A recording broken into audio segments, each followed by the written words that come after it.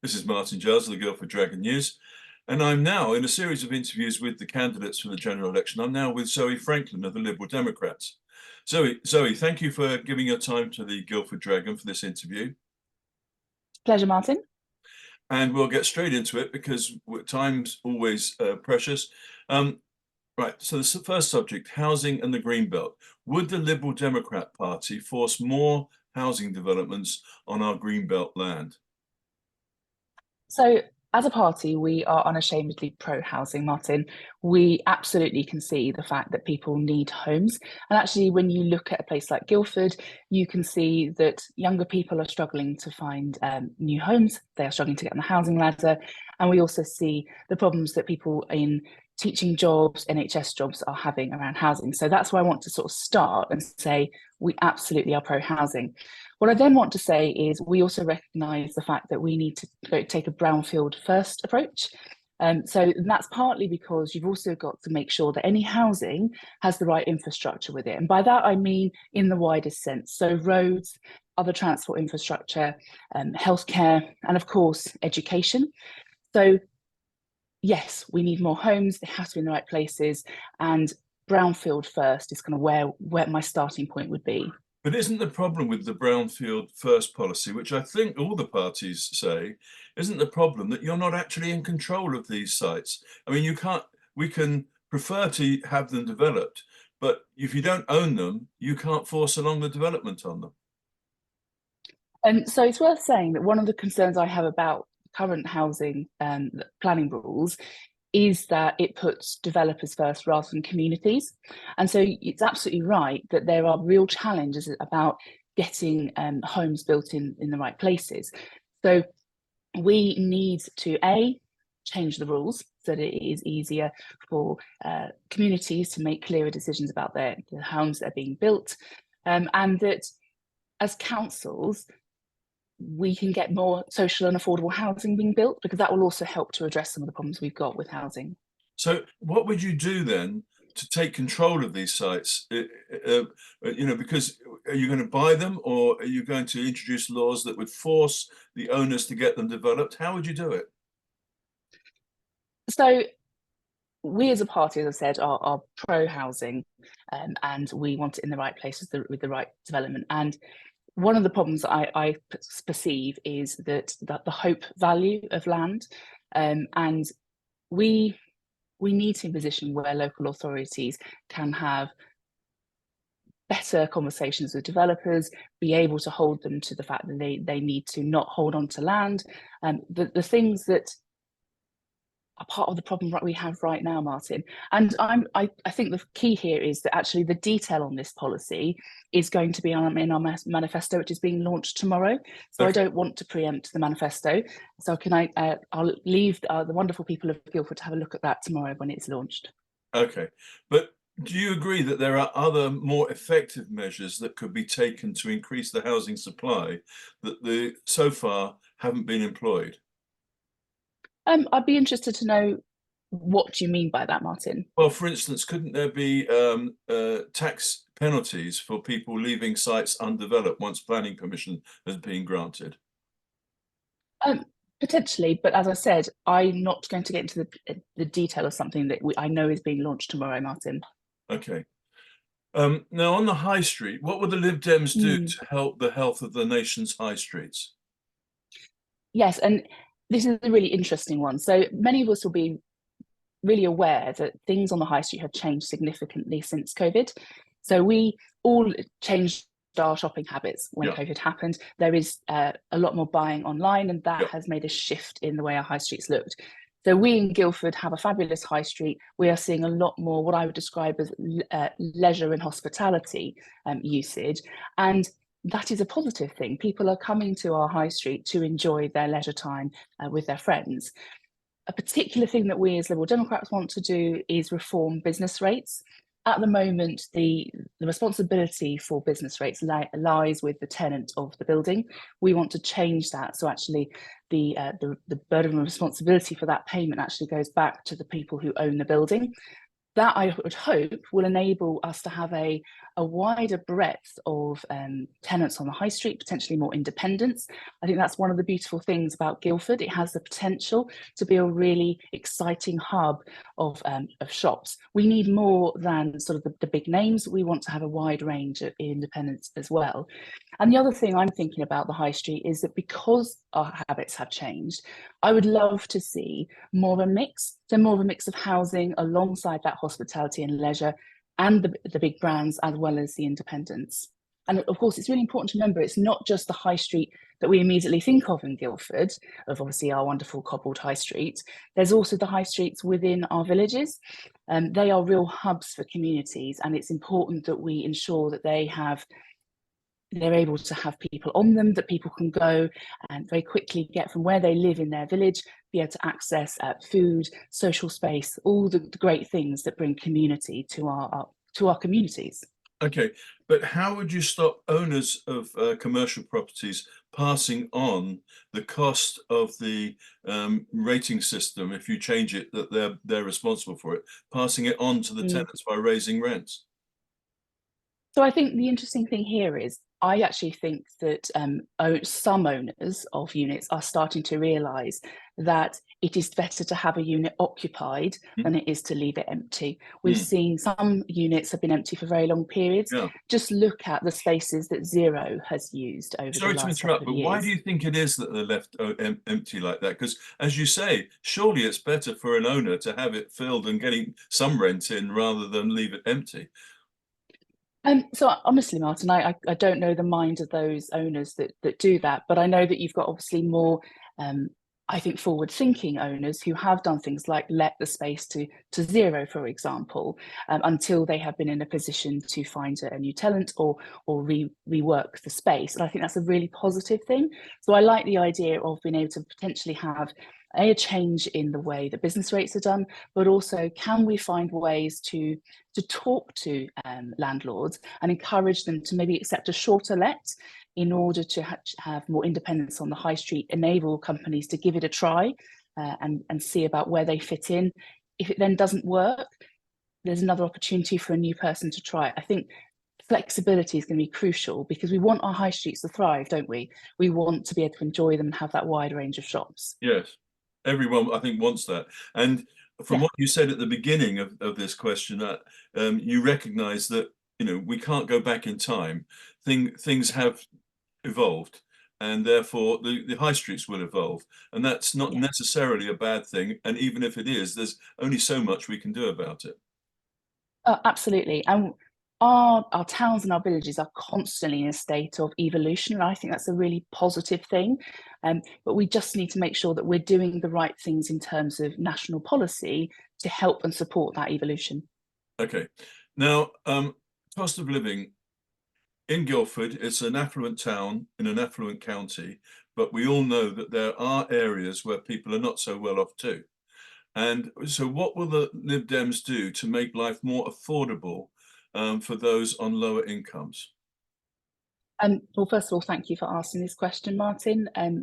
Many people will know that I was a councillor for what is now Belfields and Slyfield ward, and I used to live there as well. And so I'm very aware that there are many in our communities who are struggling to make ends meet. I have had some really upsetting conversations on the doorstep with people who have talked about the fact that they are now reliant on support from the food banks. I personally think it's awful that we have to have 2 food banks in Guildford, that we've got thousands of children living in poverty. But I'm also deeply thankful for the fact that people are generous and they are giving to the food banks to support people. So specifically, there are a number of things that we as Liberal Democrats want to do in order to make people's lives better in terms of the cost of living. So one of them was we're all really aware that energy prices are still high. Our bills at home are still high. So we continue to want a one-off windfall tax on the big energy companies in order to then support those on lowest incomes with their bills. That's number one. The fair tax is absolutely crucial as well. So There's been lots of talk about tax over the last couple of weeks of the general election, and actually the tax burden on normal people, despite what others would say, is actually higher now than it was, just simply because of the way the economy has changed over the Yes, last couple I of mean, years. I've read that the tax burden is higher now than it has been since just after the Second World War. You agree that that's accurate? Yeah, I think so, but it doesn't change the fact that the people on lower incomes are footing an unfair element of the Okay, tax bill. I see. Yeah. Yeah, and so another thing which we want to do is to scrap the two-child limit. I personally think that's deeply unfair on the children. There's something else about the fact that the Conservatives have just announced the idea of changes to child benefit, and yet people are struggling on low incomes, and yet the Conservatives can find money in order to enable people on higher incomes to still get child benefit. There are also many other ideas which we have, but those are the kind of the core ones. It's about making tax fairer. It's about making the big businesses pay their fair share of tax. Too often, it's those companies who try and find ways round paying their fair share, and making sure that actually we're able to support people on the lowest incomes. And one that I'll add in that is actually links really strongly in with our environmental commitments is actually we want to retrospectively insulate people's homes. We think that is a double win. There's an environmental win in that, but also it will help people with their bills. It will reduce people's bills in terms of energy, and that is a positive thing for people's finances. Okay. Now, one of the top concerns for voters, according to report, I think it came in at number 4 in the particular report I wrote, was migration. Do you think that the current level of net migration is sustainable in the longer term? So it's really interesting that last year was the highest immigration we've had in it, I think, ever. And that's under the Conservatives, who make a big thing of them being strong on immigration. Now, the CBI says that actually for a strong economy, you need a certain amount of migration. You will not be surprised to hear that as a Liberal Democrat who is unashamedly pro-European and internationalist, I think that fundamentally immigration is a good thing, but it has to be properly managed and controlled. So we need to know who is coming in and who is going out. And we just haven't had a handle on that as a country. So we need to get clear on that. And we need to remember that certain sectors. How would that help actually knowing which categories of people are coming in and out? Because I think we So do. it's about actually knowing how many are coming in and going out, Martin. Sorry? How many are coming in and out? You don't think we do? No, I don't think we do. I don't think the Conservatives really understand migration at the moment. But can I say that actually, if you look at sectors like the NHS, like farming, like the care sector, they historically have needed people from overseas to come and be part of them. We are struggling in those areas. And so I think you can very strongly see that the problems we need migration. Migration is a positive thing. I'm going back to your saying you don't think don't you trust the ONS figures on migration? I don't trust the Conservatives on immigration, Martin. No, that's the ONS figures, because it's the ONS figures that give us our net migration figure, aren't they? Isn't it? Sorry, Martin, can you so explain it's the ONS that have said in the last couple of years we've had around 700,000 net migrants. It's taking away the people that have left the country from the amount of people that have come into the country. So do you not trust the ONS on that? So I trust the ONS, but I don't appreciate the fact that the Conservatives then use the figures to create what I would describe as a hostile environment to people coming to our country. Okay, well, they might do, but they haven't been they've promised to bring it down and they have singularly failed, haven't they? Oh, I completely agree with you, Martin. Okay. And so let's move on. And so most of this migration we're talking about actually is perfectly legal. It's not illegal. It's people coming here with visas, etc. But there is, of course, a section as well that's illegal. And of that section, a small subsection are those that are coming across the channel in the small boats. What would your preferred solution be to tackle that particular route? So the first thing that we want as a party is actually for safe and legal routes. Coming across the channel in a small boat is not an easy decision to make. That shows the desperation of people who are prepared to make that journey. Right now, we have no safe and legal routes, and we need them back. We also need to address the massive backlog in processing asylum cases. So we would be investing in enabling those departments that deal with that to be able to address the backlog. I think that's super important, because I am really ashamed of the place we have got to in the conversation around refugees. I work with at least one refugee charity locally, and I've heard the stories of people who have come to the UK desperate, needing help and support. And it really upsets me of the conversation that has been kind of played out in the media recently. Okay, why do you think they're so desperate to come to the UK from France, which is a safe country? So actually, if you speak to someone like the Refugee Council, you will hear that actually many of those people are coming because of family connections. So being with family, I'm sure we can all understand that we want to be with our family. And if you've lost so much in your home country, if you have been persecuted in your home country, you naturally want to be with the people in your wider family. If you know, that's only normal. So people coming across to the UK, that is right and proper that they should be able to come to be with their family. Okay. I mean, some people might say, well, you know, lots of people want to move around the world, but they're not always able to. But remember, these are people fleeing persecution, war. You don't, so many of them are leaving desperate situations. Okay. And so I think you're not recapping, you would have an alternative solution to you wouldn't obviously send them to Rwanda, is that correct? Absolutely. I personally think the Rwanda policy costs a huge amount of money. It doesn't solve the problem. And frankly, I am ashamed of the whole scheme because we have a long history, Martin, of welcoming people who are fleeing war and persecution, and it just throws it out the window. Okay, but And I would add, actually, Martin, can I just add, when I talk about this conversation, this issue on the doorstep, the overwhelming conversations I have is positivity towards the UK being a place of refuge. right. But you also mentioned about the process and the length of the process. How can you control it if it's in the legal domain? Because, you know, it's not just the civil servants and their part in the process. It goes into the courts. So, and court, you know, legal processes are known to be very slow sometimes. So how could you control that? So you're right that processes can be slow, but we've also got a big problem in our court systems at the moment. Yeah, generally. Again, we have a massive backlog generally.